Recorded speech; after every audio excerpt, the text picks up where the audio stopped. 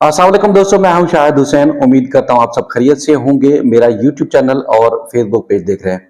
अगर अब तक आपने मेरा यूट्यूब चैनल और फेसबुक पेज लाइक और सब्सक्राइब नहीं किया तो जरूर कर लीजिएगा ताकि आने वाली वीडियोस आप तक बर वक्त पहुंच सकें।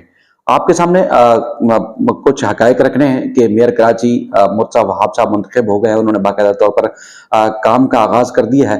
और सूरत हाल बनी क्या, क्योंकि गुज़श्ता रोज और उससे पहले भी आपको मुसलसल जो कुछ अदालतों में हो रहा था, वो बयान कर रहे थे कि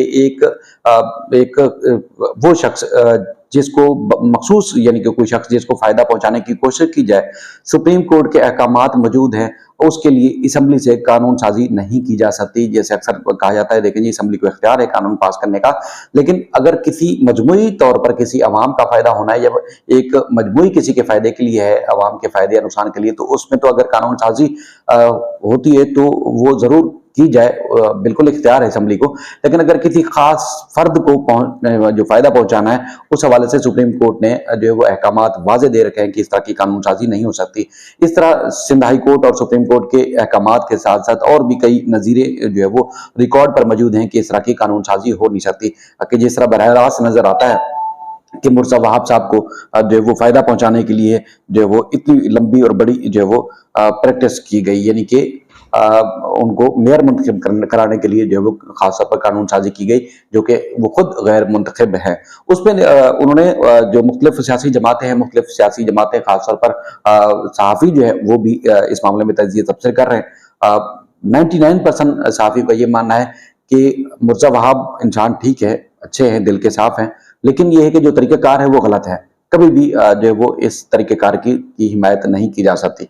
कई लोग हैं जो उसको कह रहे हैं कि बिल्कुल जो कुछ हुआ है दुरुस्त हुआ है, लेकिन मामला ये है कि सियासी जमातों की रद्द-ए-अमल सबसे अगर देखा जाए तो अगर जमात-ए-इस्लामी एक बहुत बड़ी मुतासिर फ़रीक है, क्योंकि जिस तरह उनकी जद्दोजहद से इंतखाबात हुए शायद ना हो पाते, क्योंकि जमात-ए-इस्लामी और पीटीआई जो है मुसलसल इंतखाबात के लिए जो है वो अदालतों से रजू करती रही है। अदालतों ने बार-बार हुक्मनामे जारी किए। मैंने गुज़श्ता रोज़ एक वीडियो में पूरी तफ़सील रखी थी कि 4 साल तक मुसलसल डिले किया गया।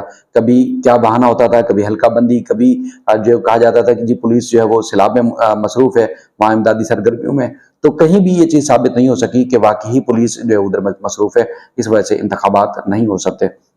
बिलाखिर इंतखाबात हुए, वो किस तरह हुए, चूंकि इंतखाबात में हम सब कवरेज कर रहे थे, तो किस तरह जो है वो मैनेजमेंट या मैनेज किए गए सारे मामला को, वो आपने देखा। उसके बाद फिर 10 या 11% वोटों लोगों ने वोट डाले, बाहर ही नहीं निकले। एक बानी एमक्यूएम के अल्ताफ हुसैन साहब की तरफ से जो बाइकआउट का ऐलान किया गया, उसके बाद एमक्यू पाकिस्तान ने भी बाइकआउट का ऐलान किया। अगर इस सारे मरहले में एमक्यू पाकिस्तान भी अगर मैदान में होती तो शायद पीटीआई से या हो सकता है जमात इस्लामी से भी ज्यादा सीटें ले सकती थी, क्योंकि जिस तरह के अदाद शुमार और जिस तरह की जो वो चीजें सामने आई हैं।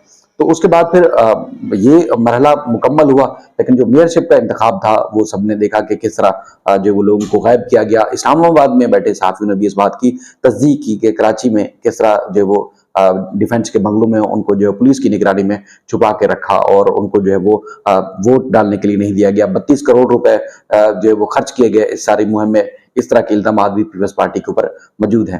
तो अल्ताफ हुसैन ने जो है वो बानी एमक्यूएम है, उन्होंने और मुस्तफा अजीज आबादी ने बाकायदा तौर पर ट्वीट करके न सिर्फ इस सारे मामले की मजम्मत की, बल्कि उन्होंने जो है वो इस सारे प्रोसीजर को जो है वो गैर कानूनी करार देते हुए इलेक्शन कमीशन से मुतालबा किया कि मेयरशिप का इंतखाब जो है वो दोबारा किया जाए, इलेक्शन को कलअदम करार दिया जाए। क्योंकि आपको याद होगा कि अल्ताफ हुसैन साहब ने हज़रत हाफिज नईमुर रहमान के जो मुतालबात थे, जो कराची के हवाले से जो बात कर रहे थे, उस पर उन्होंने जो है वो हिमायत का ऐलान किया था कि वो इनके काज को जो है वो सपोर्ट करते हैं। गुज़श्ता रोज उन्होंने ट्वीट किया और उस ट्वीट में जो कुछ कहते हैं वो आपके सामने रखता हूँ, जिसमें उन्होंने कहा कि 15 जून 2023 के दिन कराची में मेयर का इंतखाब हुआ। प्रिंट और इलेक्ट्रॉनिक मीडिया पर बयान की जाने वाली तफसीलात तजिए तबसरे सुनने के बाद इस नतीजे पर पहुंचा हूं कि मेयर का इंतखाब नहीं बल्कि चुन चुका मुरब्बा था। पीटीआई के मुंतखब अरकान की अक्सरियत को वोट डालने से महरूम रखा गया।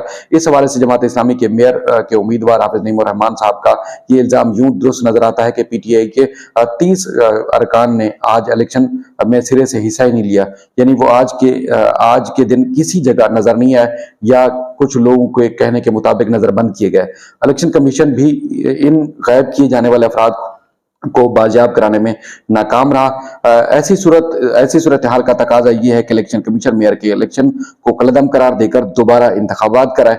मुंतखब नुमाइंदों की वफादारियां तब्दील कराने, इन्हें अगवा करने और इनकी खरीदो फरोख्त का सिलसिला बंद किया जाए। कराची के अवाम को ये भी ज़रूर याद रखना चाहिए कि कराची के मौजूदा मायूस कुन सूरत हाल जो है महाजर कौम के गद्दारों की वजह से है।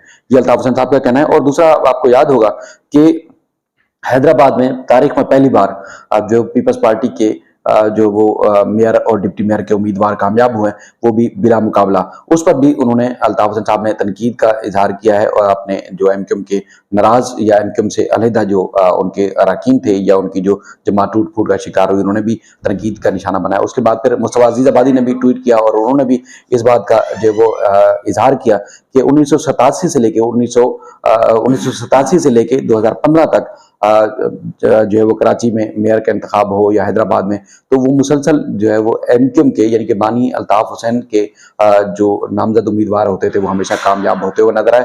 लेकिन उसके बाद फिर जो है वो 2015 के बाद की जो सूरत हाल है वो आप सबके सामने है।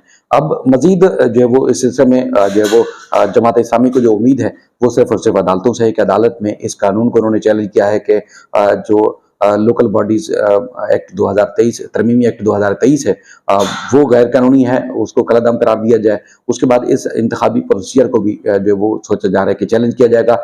पीटीआई की तरफ से कहा गया है कि पीटीआई, जिन लोगों ने पीटीआई की पॉलिसी के खिलाफ जो वो वोट दिए या पीटीआई की पॉलिसी के मुताबिक उन्होंने वोट नहीं दिए, उनके खिलाफ जो है उनको नाअहल करार देने के हवाले से जो है कार्रवाई का आगाज किया जाएगा। हाफिज नईम रहमान ने जो है बाकायदा तौर पर इलेक्शन कमीशन को खत भी लिखा था इस हवाले से। अब तक इलेक्शन कमीशन की तरफ से कोई वाज़ेह हिकमत अमली सामने नहीं है। मजीद इस सिलसिले में जो भी अपडेट्स होंगी आपके सामने रखेंगे। अल्लाह हाफिज।